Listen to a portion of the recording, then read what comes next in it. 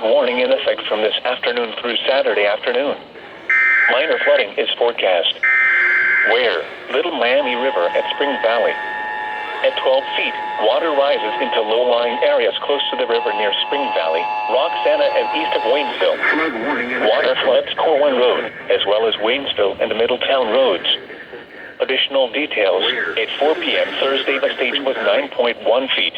The river is expected to crest near 12.5 feet on Friday morning. Flood stage is 11 feet. Water floods Corwin Road, as well as Waynesville and the Middletown.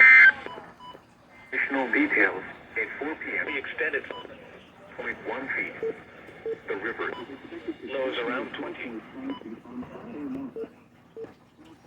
11 feet.